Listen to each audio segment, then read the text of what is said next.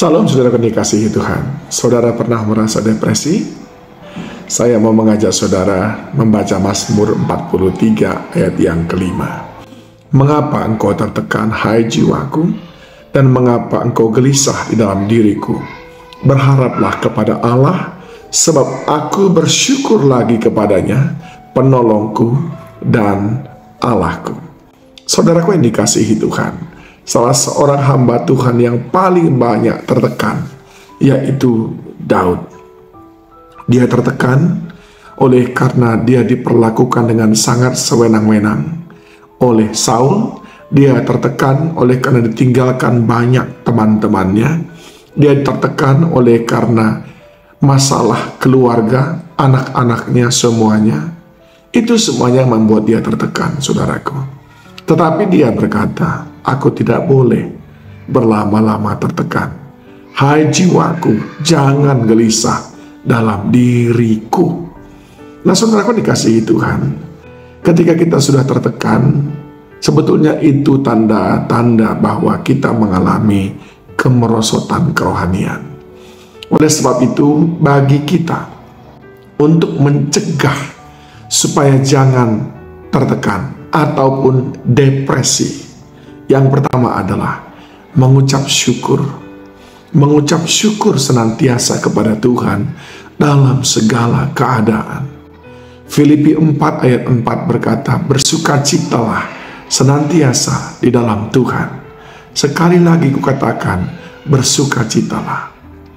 Ibrani 13 ayat 15 berkata, sebab itu marilah kita oleh Dia senantiasa mempersembahkan korban syukur kepada Allah, yaitu ucapan bibir yang memuliakan namanya.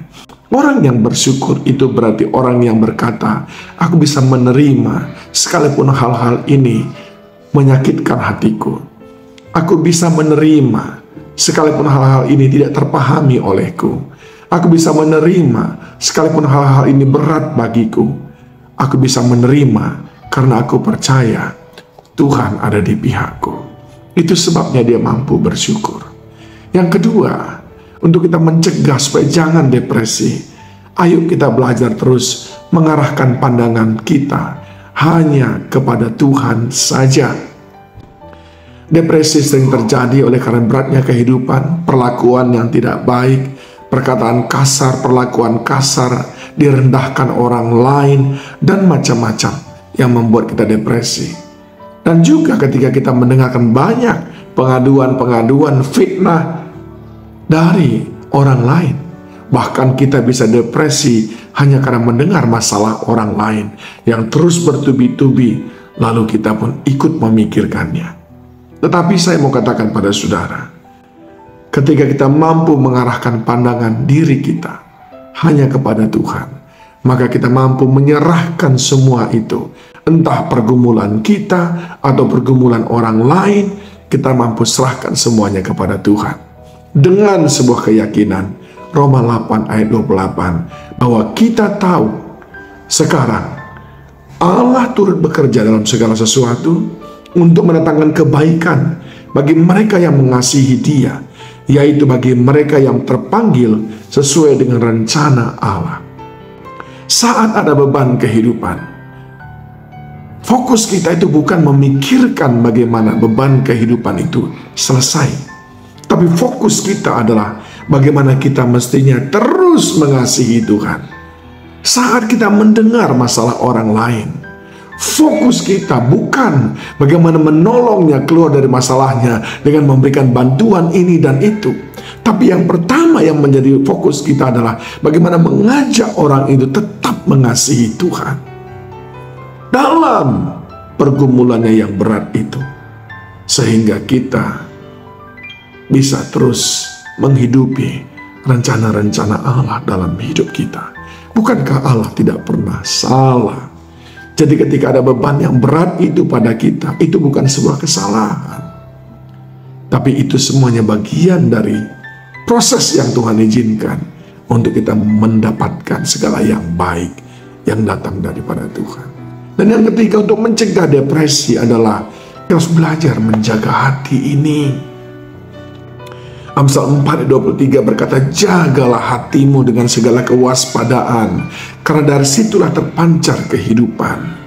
Ketika kita dapat masalah, tekanan, jaga hati ini untuk tetap berkata, Tuhan Yesus baik, ini bukan yang jahat.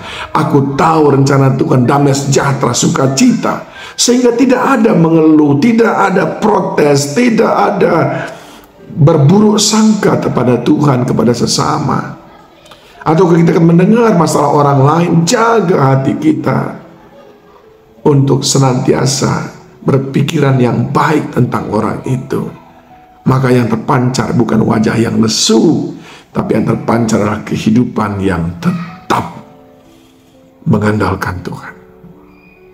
Nah, bagi saudara yang sudah mengalami depresi, entah karena masalah saudara atau karena masalah orang lain, saya ingin menyampaikan dua hal. Yang pertama, batasi diri untuk mengurusi masalah orang lain. Jangan suka mengurusi masalah orang lain, apalagi kalau kita tahu kita ini orangnya tidak kuat menanggung banyak masalah. Kadang-kadang orang lain tidak ceritakan, kita malah cari-cari. Masalah si itu bagaimana ya, si ini bagaimana ya. Kita sepertinya mau suka sekali, kepo sekali, ingin ngurusin masalah orang lain. Jangan. Cukuplah orang yang datang kepada saudara minta tolong yang saudara urusin.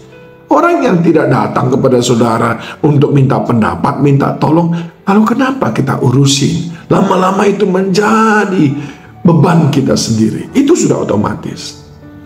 1 Tesalonika 4 ayat 11 berkata, dan anggaplah sebagai suatu kehormatan untuk hidup tenang, untuk mengurus persoalan-persoalan sendiri, dan bekerja dengan tangan, seperti yang telah kami pesankan kepadamu.